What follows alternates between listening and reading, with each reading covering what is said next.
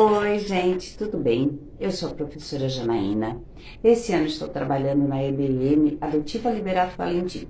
Mas hoje eu vim apresentar para vocês o trabalho que eu produzi no ano passado, quando eu trabalhava lá na EBM Erundina Medeiros Zeferino. Então vamos lá. Ano passado, com toda aquela loucura, as escolas fechando e nós sem conseguirmos imaginar o que fazer. Barulho de moto é uma constante, né? Até que veio o trabalho remoto e com ele várias dúvidas. No meu caso, a maior de todas era como chegar nos estudantes, como me aproximar mesmo estando longe. Eu olhei para minha sobrinha, que no ano passado tinha 11 anos, e pensei em vídeos do YouTube. A menina, assim como a maioria das pessoas da idade dela, adora vídeos do YouTube. O que eu consegui com isso? Mais um desafio, porque percebi que não era só gravar e sair falando qualquer coisa. Tive que aprender a editar os vídeos. Para cada vídeo, um trabalho de pesquisa muito sério, mas isso ainda não era tudo. Tive que pensar em maneiras de deixar esses vídeos mais divertidos, curtos e com um bom conteúdo. Fiz vários vídeos. Vocês podem ver lá no meu canal. Mas, para participar dessa feira, resolvi compartilhar com vocês a série O Mundo das Medidas. Lá também tem bastante barulho de moto passando, é um espetáculo. Neles, eu usei a minha imaginação e personagens de filme que eu gosto muito e que os nossos e as nossas estudantes também gostam bastante. Além de conceitos matemáticos como perímetro e a utilização da régua. Porque a gente chega na sala de aula e muitas vezes os estudantes não sabem nem utilizar a régua. Então, eu parti do uso da régua para medição de perímetro e a gente foi medindo espaço PET, a gente foi medindo e foi medindo, né? Então, com vocês, partiu Mundo das Medidas.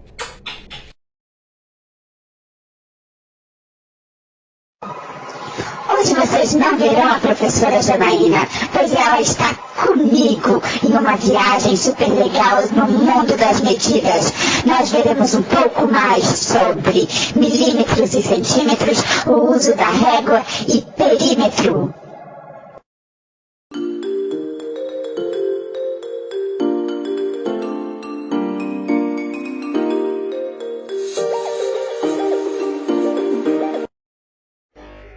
Mundo das Medidas.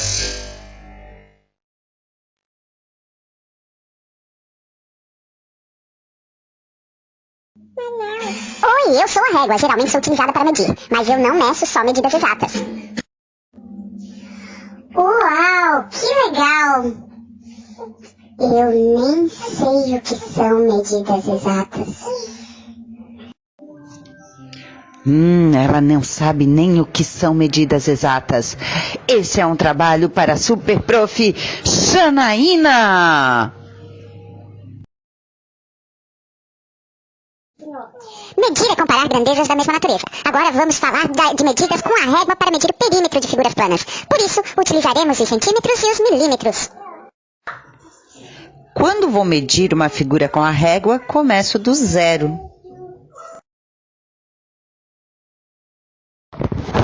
Centímetro é uma medida de comprimento menor que o metro.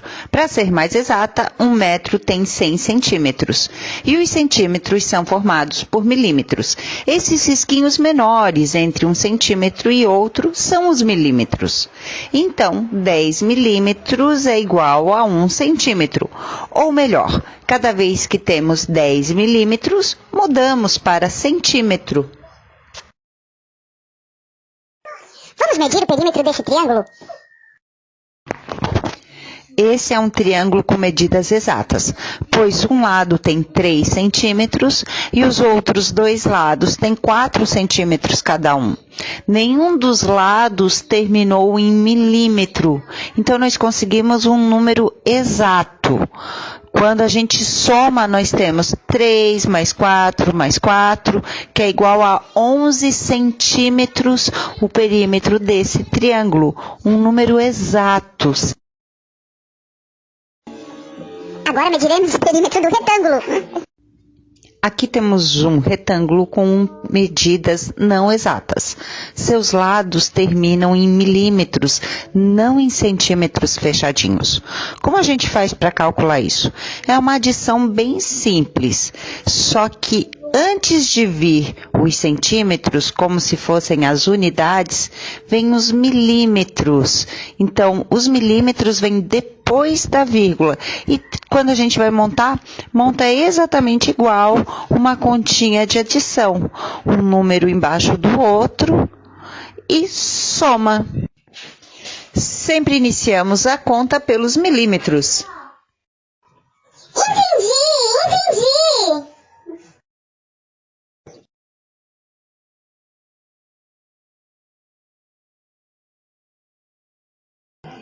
Oi, gente, tudo bem? Esses são os meus novos amigos, Brócolis e Thor. Conversamos com a professora Janaína e combinamos que ela continuará a fazer as videoaulas. É isso aí, gente. Vou ficar por aqui conhecendo um pouco mais do mundo das medidas. Mas isso não quer dizer que as atividades pararão. Nessa aula mostrarei um pouco da nave onde estou e falaremos sobre medidas de área. Não esqueçam de curtir, compartilhar e comentar esse vídeo. E quem ainda não se inscreveu no canal, se inscreve aí, né? Partiu pra nave! Como vimos no vídeo que gravei lá no Espaço PET, a área equivale à medida da superfície de uma figura geométrica. Jana, um monte de gente não viu o vídeo. O que, Thor? Ah, mas agora só poderão ver um pedacinho. O que é a área? A área é como se fosse um miolo, a superfície dessa figura. Eu trouxe isso aqui, ó, que a gente já fez numa outra aula passada. Ó, o perímetro seria esse risco azul, o contorno, e a área, esse miolinho aqui de dentro. Se no perímetro eu somo os lados, na área eu vou multiplicar o comprimento ou a base pela altura. Aqui no videozinho eu coloquei o exemplo de um campo de futebol todo repartidinho em quadradinhos, né?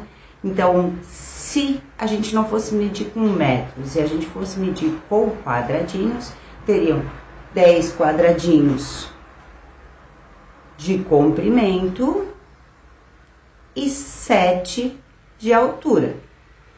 Se nós fôssemos ver o perímetro dessa figura, seria 10 mais 10 mais 7 mais 7, que seria 20, 34.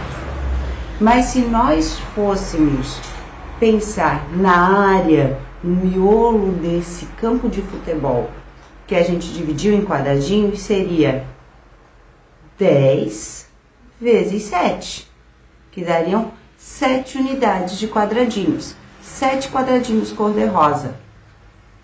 Só que lembra que a gente pode ter quadradinhos de tamanho diferente. O meu quadradinho cor-de-rosa pode ser de uma cor e tu pode resolver separar o teu campo de futebol em quadradinhos amarelos e ser de outra cor.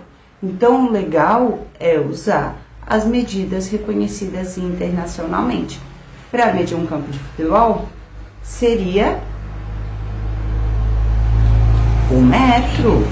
É esse contorno, a área é esse miolo. É tudo isso aqui. Como eu faço para calcular a área? E aí, Thor, gostou do vídeo? Gostei, você pode me ensinar a calcular a área? Claro que sim. Vamos para a sala das medidas.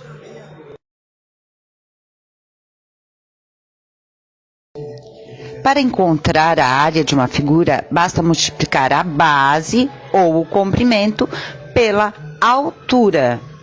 Vou calcular a área desse retângulo para ver se entendi. Eu vou multiplicar a base ou o comprimento pela altura. A base tem 6 centímetros e a altura tem 3 centímetros.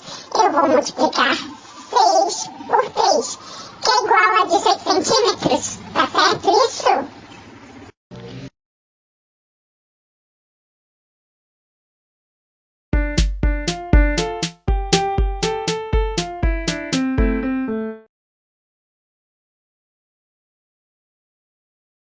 Bom, o projeto Cubo Mágico é uma coisa maravilhosa para mim. Bom, eu trabalho com Cubo Mágico desde 2017.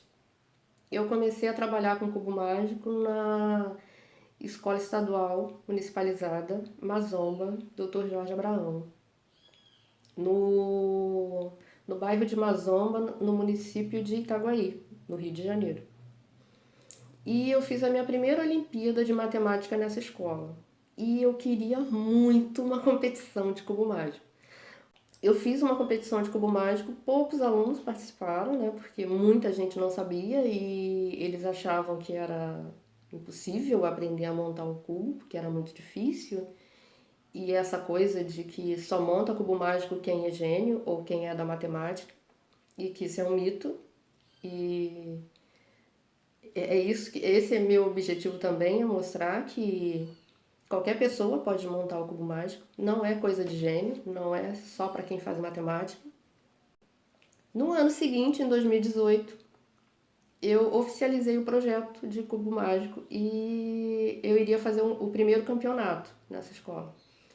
E aí meus alunos e mais outros alunos de outras turmas, professores também de outras áreas também, eu ensinei. E nós fizemos o primeiro campeonato, foi não oficial porque não havia espaço suficiente na escola. Então, e era o meu primeiro campeonato, então pensei, vou fazer não oficial só na escola para ver como eu tenho retorno disso. Eu fiz o segundo e aí já foi fora da escola, foi num outro espaço, né? E aí eu tive outras escolas. Na época eu trabalhava em escola particular, então alunos da minha escola particular participaram.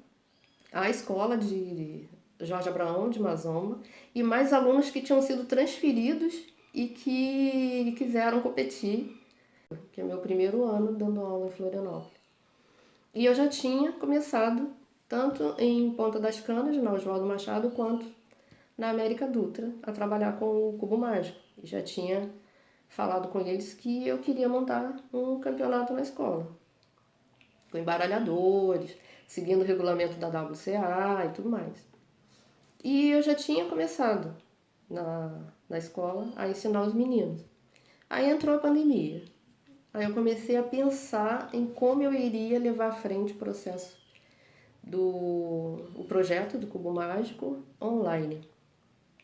E as dificuldades que eu iria encontrar, né? Então a primeira coisa que eu fiz um formulário de inscrição para saber quais alunos queriam participar. Porque, infelizmente, a gente sabe que virtualmente não iria alcançar todo mundo. Então, o que eu fiz? Vou fazer um grupo também no WhatsApp, para pegar os alunos que não têm acesso ao portal e tudo mais. Então, tem dois grupos, um de videoconferência e um de WhatsApp. E outra coisa que me deixava preocupada eram os meninos da educação especial. Eu preciso alcançar esses meninos, preciso fazer alguma coisa para ajudar esses meninos. Porque era o nosso momento da gente não ter aquela aula tradicional, né, de quadro e tal. E a gente não tinha mais. A gente não tinha mais aquele encontro de ir para a sala de informática para a gente treinar cubo mágico. Eu falei, cara, eu preciso fazer alguma coisa para alcançar esses meninos. Então, o que eu fiz? Entrei em contato com duas professoras, uma que já trabalhava comigo no 6º ano e atendia um aluno da minha turma, e a responsável pela educação especial. E a gente começou a conversar, até porque eu não tinha experiência com educação especial, eu não sabia como ensinar a eles. Eu falei assim, eu nunca fiz esse trabalho, e ensinar cubo mágico virtualmente eu acho que já vai ser um grande desafio, mas ensinar a montar o cubo mágico os meninos da educação especial acho que vai ser um desafio ainda maior. Preciso de ajuda. Então eu pedi a essas duas professoras e elas estão me auxiliando no projeto também. E tá dando muito certo. Eu fiquei muito entusiasmada. Nossa, é um desafio aí pela frente que vai ser muito bom. Vai ser muito bom para mim. Tanto em crescimento profissional quanto pessoal, né?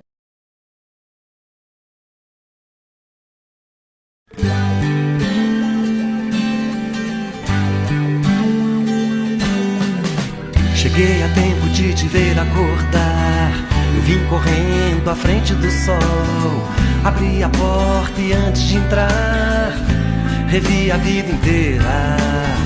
Pensei em tudo que é possível falar, que sirva apenas para nós dois. Sinais de bem, desejos de cais, pequenos fragmentos de luz. Falar da cor dos temporais, céu azul das flores de abril. Pensar além do bem e do mal, lembrar de coisas que ninguém viu.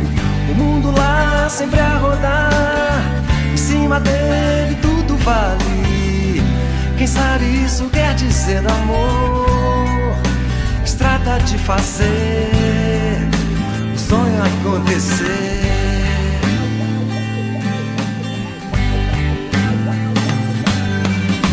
Pensei no tempo e era tempo demais. Você olhou sorrindo pra mim, me acenou um beijo de paz, virou minha cabeça.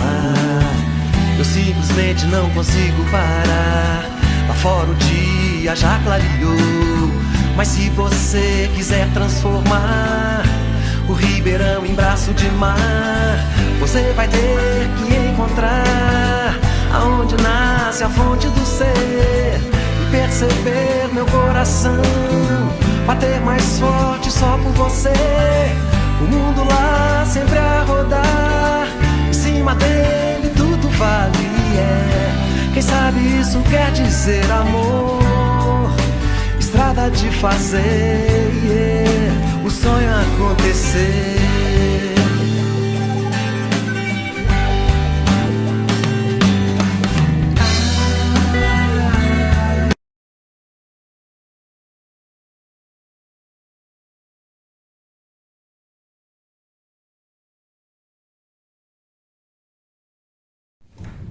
Então, eu sou professora da EJA e também estou participando do projeto do Cubo Mágico.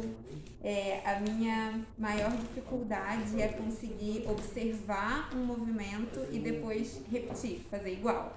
Mas eu estou aprendendo e estou achando muito legal.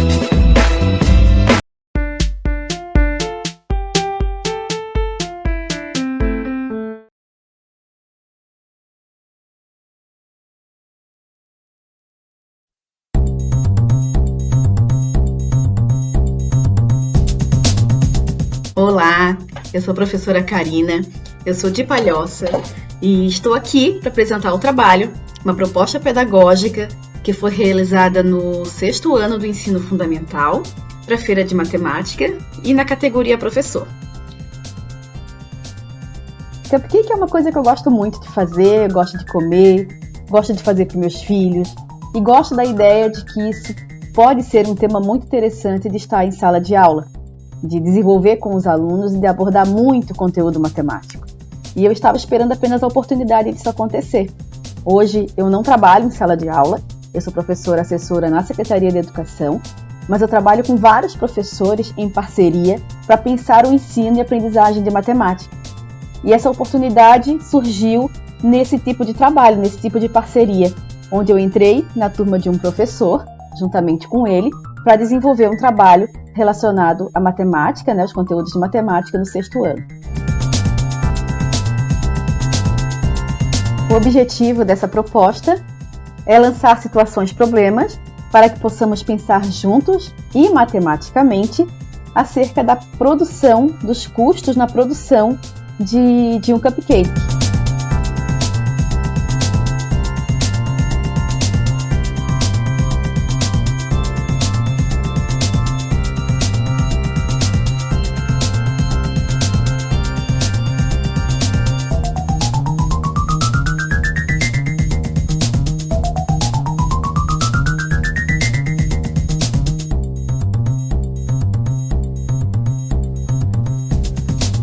Quanto vocês acham que eu gastei com cada um desses cupcakes?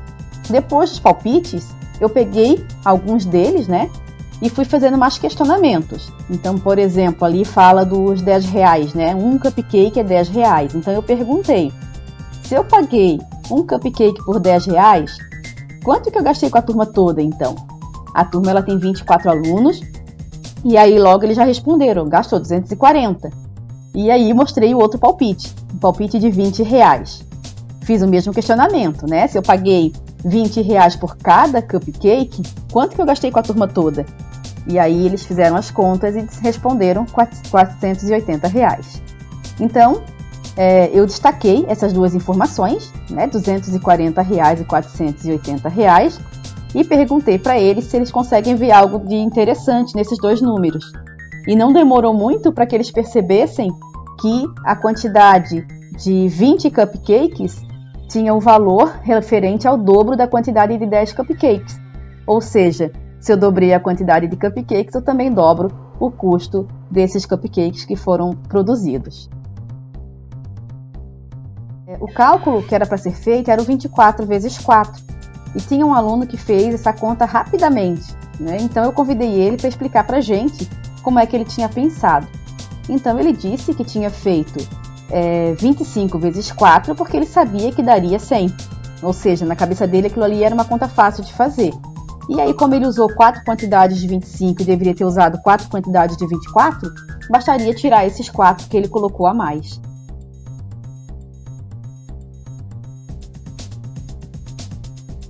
E fizemos então juntos esse cálculo para que eles pudessem perceber que sim, né, que esse valor que eu vou escolher para multiplicar por 4 pode ser qualquer um. A ideia é que ele facilite a minha conta, né, que eu consiga fazer isso de forma mental. Agora que conhecemos a receita, o que precisamos saber para calcular o custo do cupcake? Depois de várias perguntas e respostas trocadas entre a gente para essa questão, percebemos que o que a gente precisava agora era conhecer o valor de cada ingrediente dessa receita. A turma trouxe aí de casa possibilidades de valores e obtivemos aí 30 ovos que custavam R$14,90 e R$16. 12 ovos custando R$3,07,50 e um ovo por 50 centavos. Então eu questionei para eles, né? Precisamos escolher uma opção. E qual delas que a gente vai escolher? A primeira quantidade que já foi excluída foi os 30 ovos custando R$16, porque nós tínhamos uma opção que os mesmos 30 ovos custavam R$14,90. A segunda opção cortada, e foi muito interessante esse momento, foi relacionada a 12 ovos custando R$3. A turma não aceitou que tivéssemos um valor para o ovos tão abaixo do que se viu na grande maioria das opções que foram trazidas, né? Provavelmente isso foi uma promoção que teve para a pessoa que trouxe isso de casa. Dessas 3 opções, teve um aluno, ele até se destacava bastante com a facilidade que ele tinha para fazer conta, e ele sugeriu que tirássemos aí o R$7,50. E perguntei então por que ele dizia isso, e ele respondeu, né? É simples. Se 12 ovos custa R$7,50, então 24 ovos vai custar R$15. Mas esse valor a gente já consegue 30 ovos. E teve uma outra aluna que ajudou a trazer essa conclusão. E ela disse o seguinte: vai pagar o mesmo preço daquele, só que vai ter menos quantidade de produto. Aquele vai ter o mesmo preço, só que mais quantidade de produto. Fizemos a avaliação do restante dos ingredientes.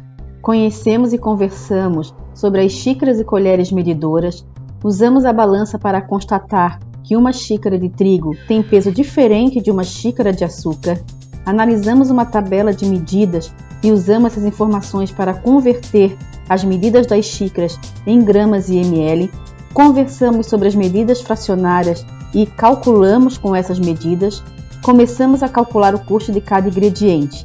Também comemos cupcakes e cantamos parabéns para o professor que estava de aniversário.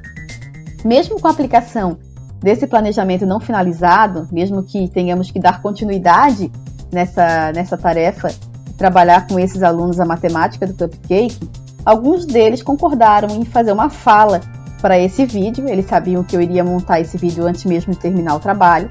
E aí nós vamos ouvir então, para encerrar essa apresentação, esses 3 alunos que quiseram nos presentear com a fala deles. Obrigada, espero que tenham gostado. Oi, meu nome é Cauã, tenho 12 anos e eu quero falar sobre o cupcake que a professora ensinou a gente, sobre a quilograma que a gente mudou para grama, os preços dos ingredientes, quanto que está custando o cupcake, e é isso. Oi, tudo bem? Eu sou a Ju, tenho 12 anos e hoje eu vou falar sobre a matemática do cupcake. Hoje a gente aprendeu sobre o cupcake, a história, quanto que custam os ingredientes, tipo tudo. O que significa cada coisa, e foi uma experiência bem diferente.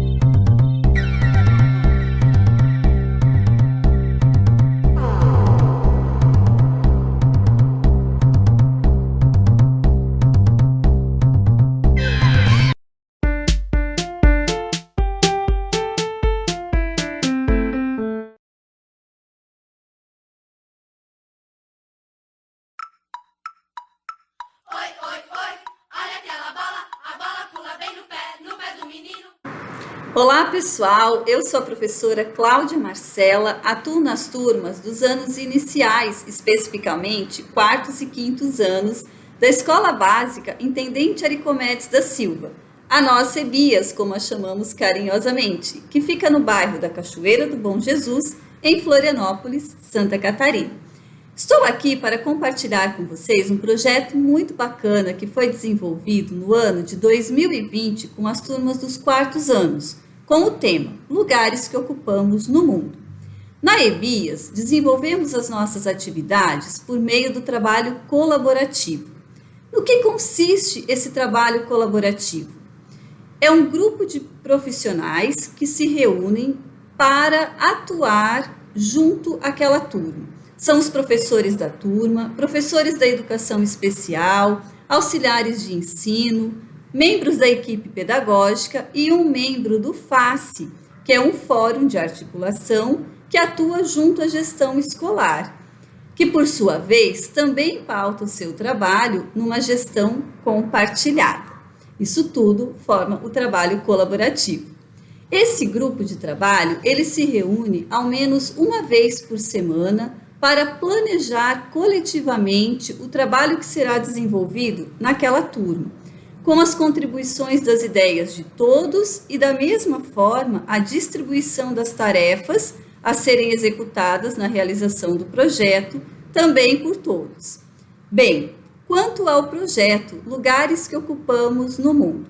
Elegemos esse tema por considerarmos que seria propício para podermos realizar um trabalho interdisciplinar e literalmente viajarmos por entre as disciplinas e os conhecimentos.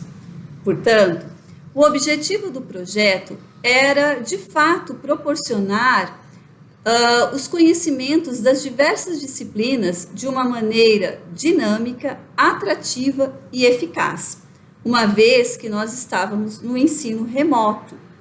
Assim, nós passamos por várias etapas, diversos lugares, linkando com o máximo de conteúdos possíveis diante daquele tema, gerando conhecimentos interligados. Então, assim, passamos pelo nosso lugar na família, nosso lugar no bairro, na cidade, no estado, no país, nos continentes e, enfim, no mundo.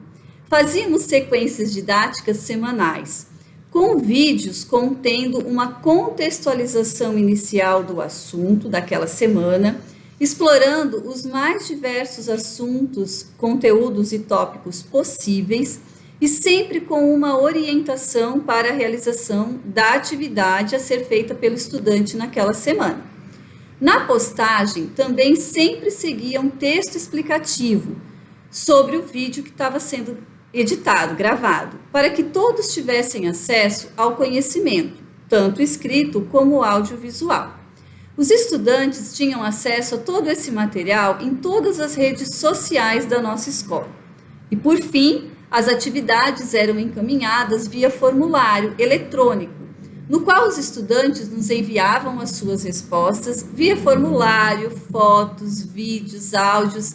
Todo esse material era publicado num site exclusivo do 4º ano, no qual somente os próprios estudantes, seus familiares e os profissionais da escola tinham acesso.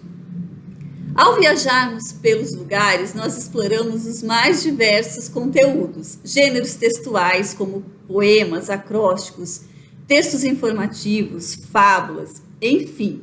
Na matemática, diversos cálculos, medidas, geometria, contextualizamos tudo isso com a história e exploramos os espaços geográficos e as questões ecológicas. O resultado de tudo isso foi um site recheado com atividades lindíssimas e, sobretudo, de qualidade, produzidas pelos nossos estudantes. E para nós, profissionais, ficou um aprendizado muito grande, de um trabalho marcado, sobretudo, é claro, pelo desafio e também por um olhar mais ampliado para as práticas cada vez mais inovadoras e de qualidade. Esse é nosso objetivo na nossa EBIAS. Até mais, muito obrigada.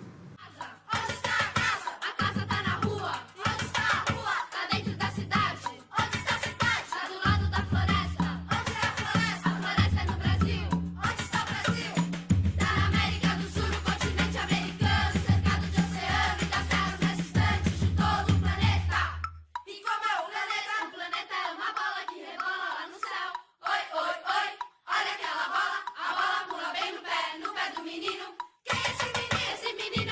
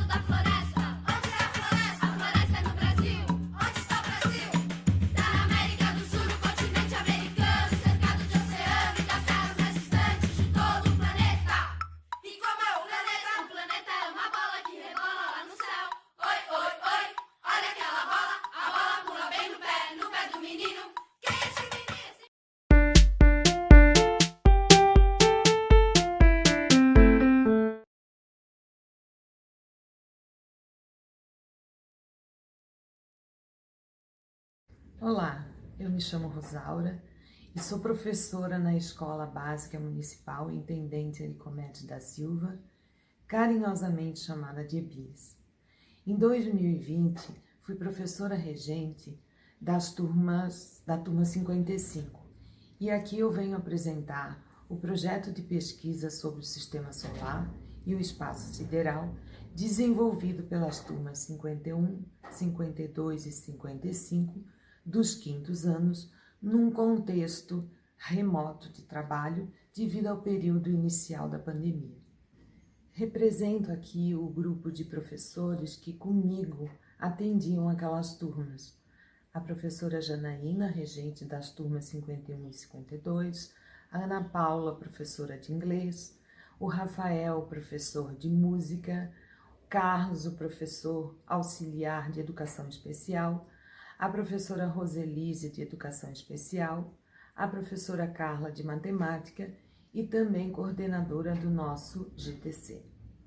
Este grupo de trabalho, a partir do interesse dos estudantes, desenvolveu o projeto de pesquisa sobre o Sistema Solar e o Espaço Sideral, que tinha como objetivo abordar elementos do currículo daquele ano escolar de forma contextualizada, tendo como suporte a criação de um site, como um espaço de uma sala de aula virtual, juntando todos os estudantes das turmas, os materiais disponibilizados para o desenvolvimento do projeto e os trabalhos produzidos por ele para desvendar os mistérios do espaço sideral e do local onde a gente habita.